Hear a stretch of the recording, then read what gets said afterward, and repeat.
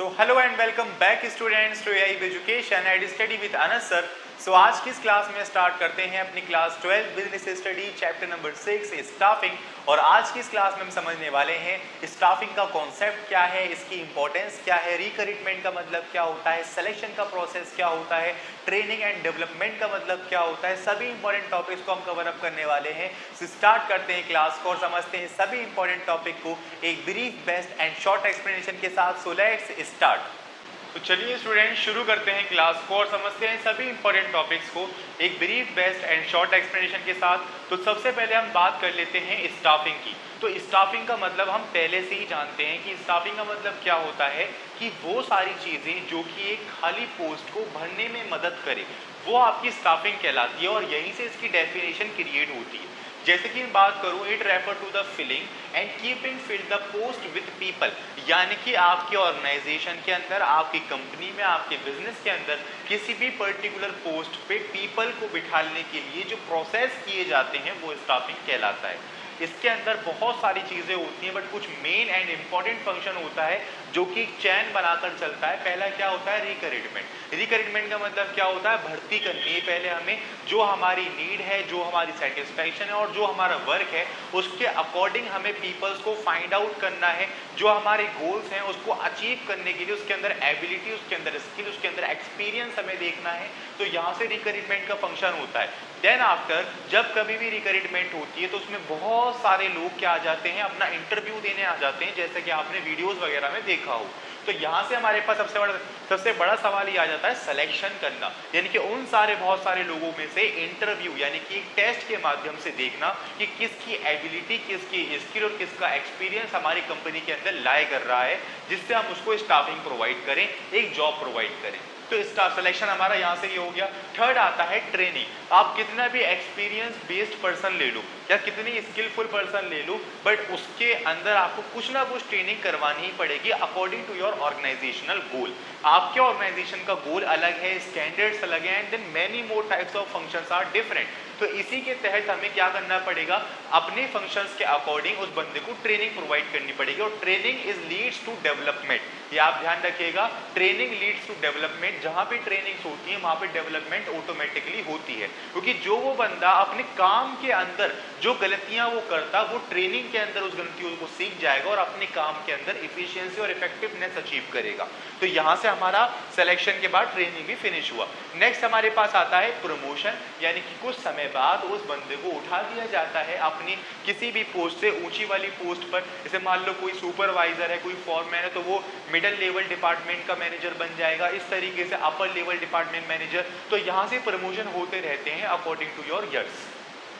Then हमारे पास आ जाता है ट्रांसफर, हम ट्रांसफर भी कर देते हैं। तो ये सब चीज़ें वो हैं, प्रमोशन और ट्रांसफर, ये दो चीज़ें ऐसी हैं जो कि आफ्टर सिलेक्शन या फिर आफ्टर स्टाफिंग परफॉर्म की जाती है। या तो प्रमोशन कर दिया जाएगा या फिर उसके काम करने की जगह बदल दी जाएगी। कभी आपने अपने स्कूल टीचर से भी सुना हो कि फला टीचर का ट्रांसफर हो गया किसी और स्कूल के अंदर। तो जहाँ पे रिक्रूटमेंट होती है तो कंपनी अपने एग्जिस्टिंग एम्प्लॉयज़ के माध्यम से भी उस चीज़ को पूरा करने में लग जाती है विद यूज ऑफ ट्रांसफर। तो यहाँ तक हमने बहुत अच्छे से समझ लिया व्हाट इज स्टाफिंग। अब हम जान लेते हैं इसके फीचर्स क्या हैं और इसकी इंपॉर्टेंस क्या है, वन बाय वन समझते हैं बहुत अच्छे तरीके से। तो पहले हमारे पास क्या आ जाता है, filling and keeping fill the post. देखो फीचर्स के मतलब क्या होता है, फीचर का मतलब होता है ओवरऑल स्ट्रक्चर। इसी फीचर के माध्यम से आप इसके अंदर क्या निकाल सकते हो, इंपॉर्टेंस निकाल सकते हो, लिमिटेशंस निकाल सकते हो, मेरिट्स वगैरह, यानी बहुत सारे पॉइंट्स निकल सकते हैं। फीचर इज योर एक तरह से स्ट्रक्चर होता है हमारे किसी भी टॉपिक का, ये आप ध्यान रखो।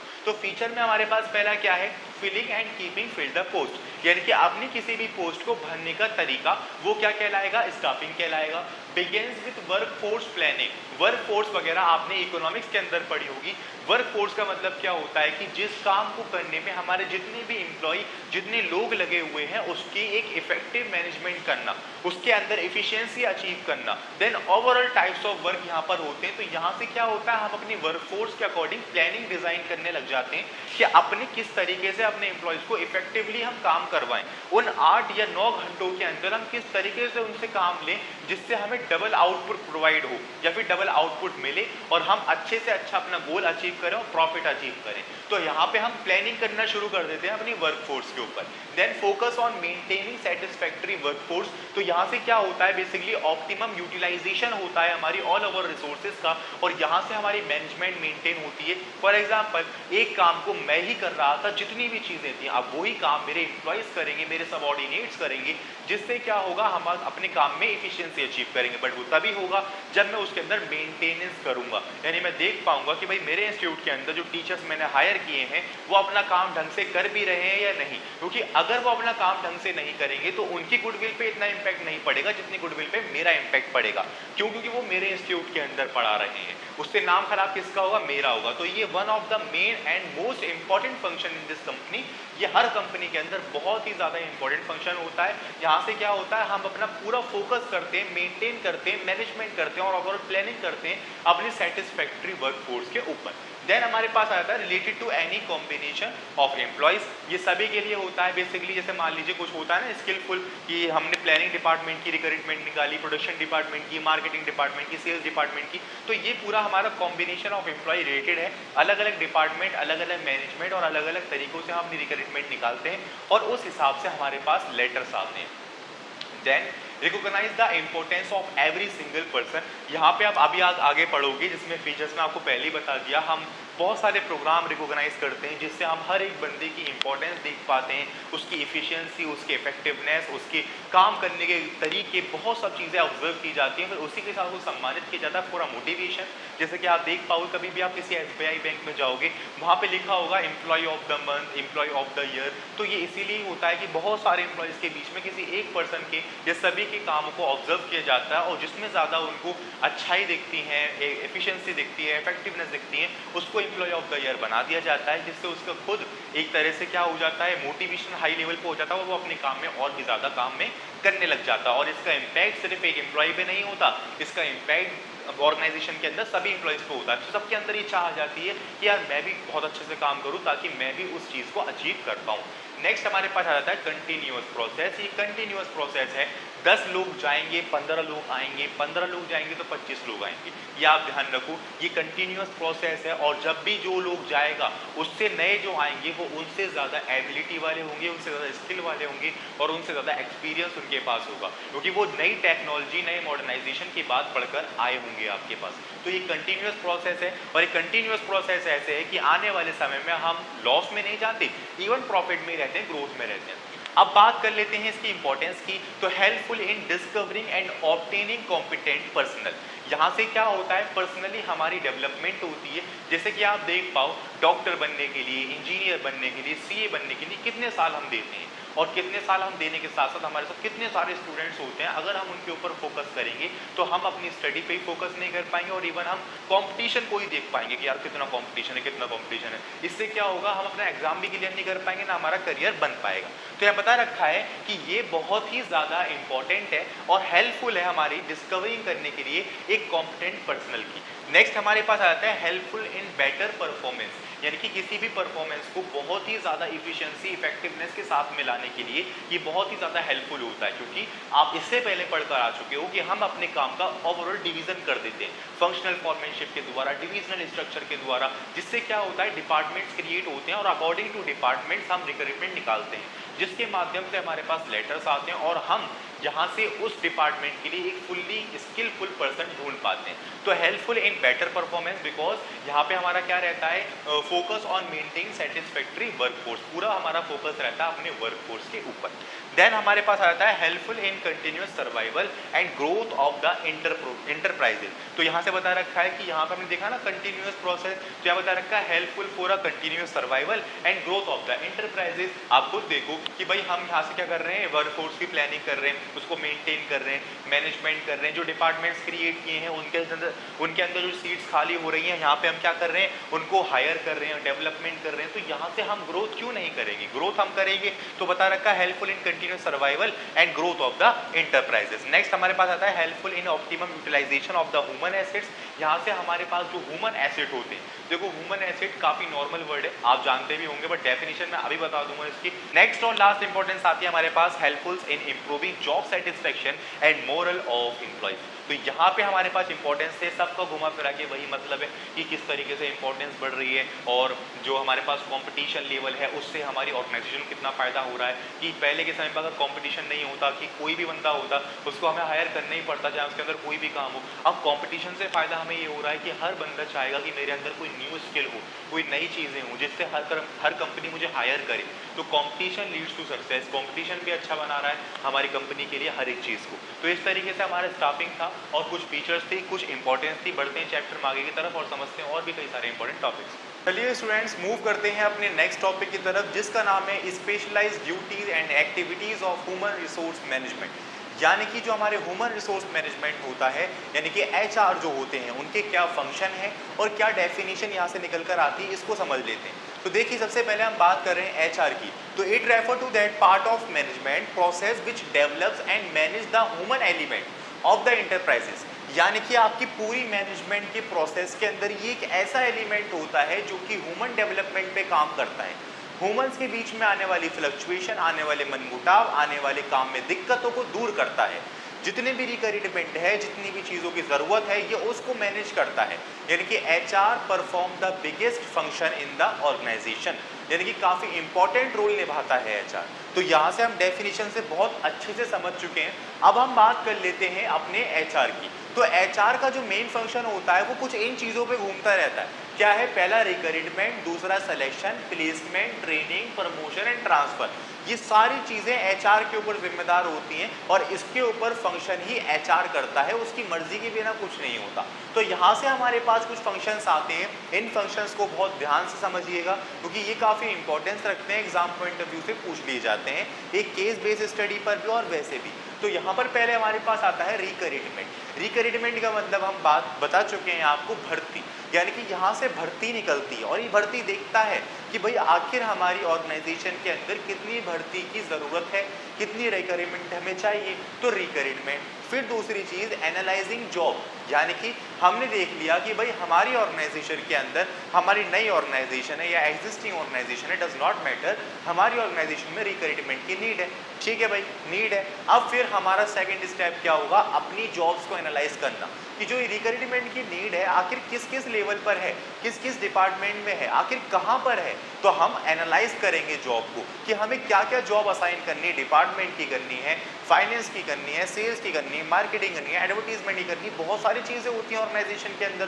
तो यहाँ से एनालाइजिंग जॉब एक्सेट्रा।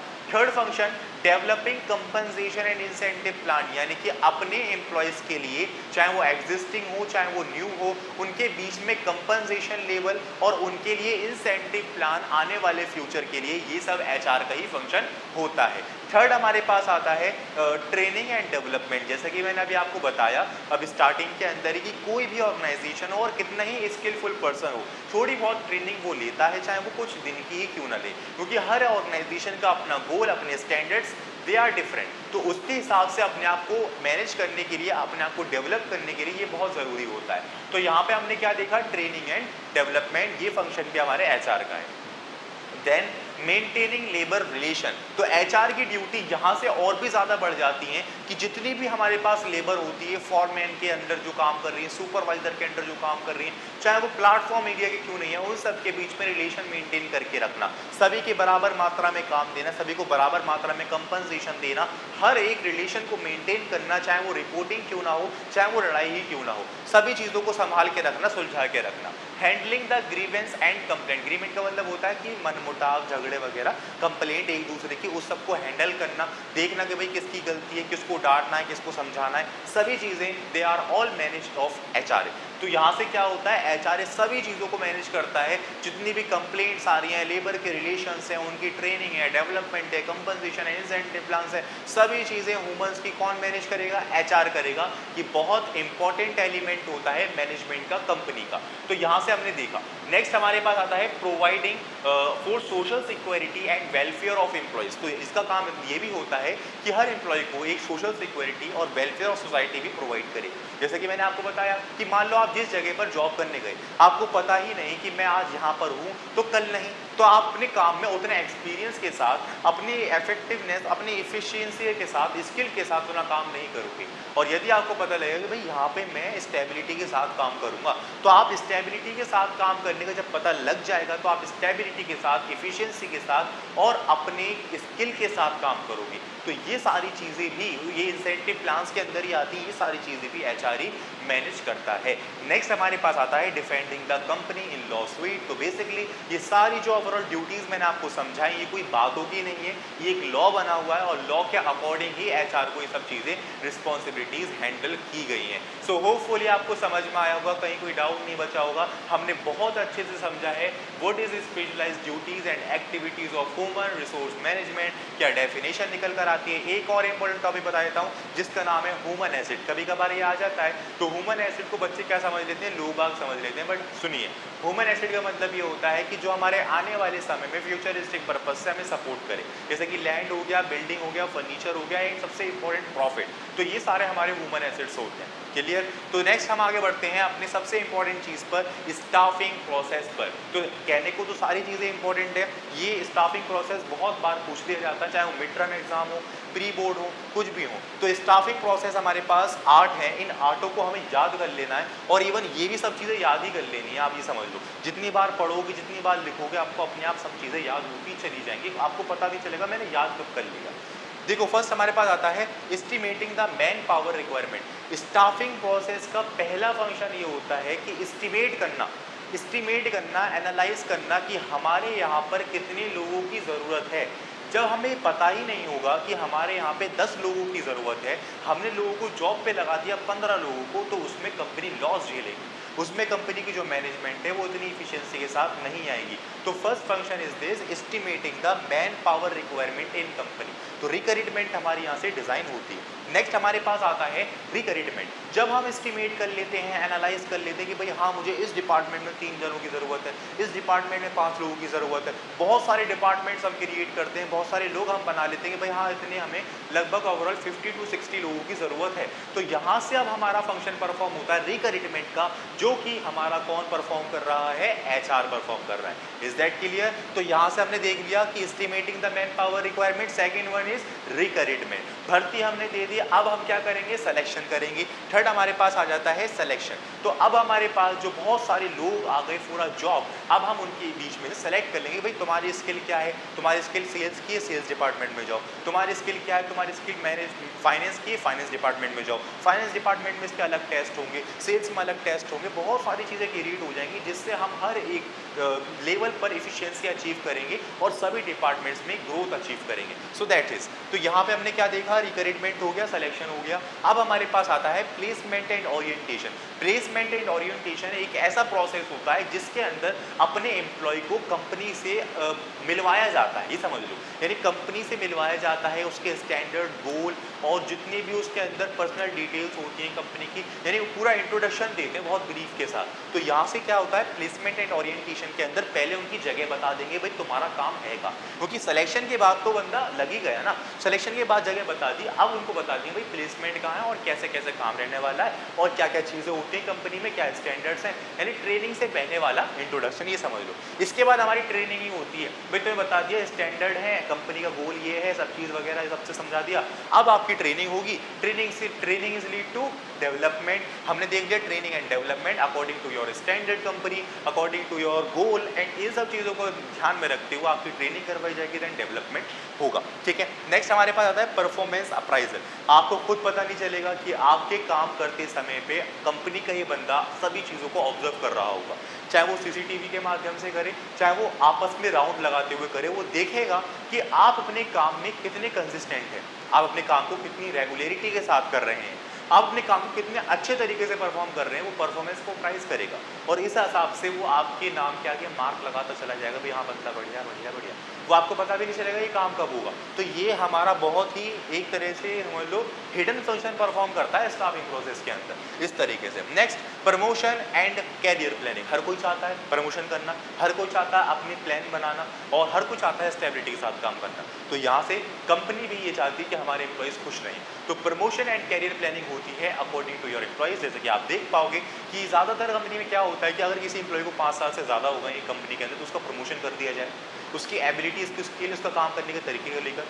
यहीं पर अगर कोई बंदा ज़्यादा ही रेगुलरिटी और कंसिस्टेंसी के साथ काम कर रहा है तो उसका प्रमोशन जल्दी भी हो जाता है, कोई दिक्कत नहीं है, क्योंकि यहाँ से क्या हो रहा है, परफॉर्मेंस अप्राइज हो रहा है, परफॉर्मेंस आपका जांचा जा रहा है। उसके बाद आपकी प्रमोशन और कैरियर प्लानिंग सोची जाती है और आपका प्रमोशन और कैरियर प्लानिंग कर दी जाती है। नेक्स्ट हमारे पास आता है कंपनसेशन और ये लास्ट प्रोसेस होता है। कंपनसेशन मीन्स एक कॉन्ट्रैक्ट होता है। कॉन्ट्रैक्ट मतलब यानी कि इस कॉन्ट्रैक्ट के बदले पैसे मिलेंगे आपको इसका मतलब समझाते हैं। इतनी सारी चीज़ें हमने करी है ना, रिक्रूटमेंट करी, सिलेक्शन करी, इतने सारे टेस्ट दिए, क्यों दिए, पैसों के लिए दिए ना।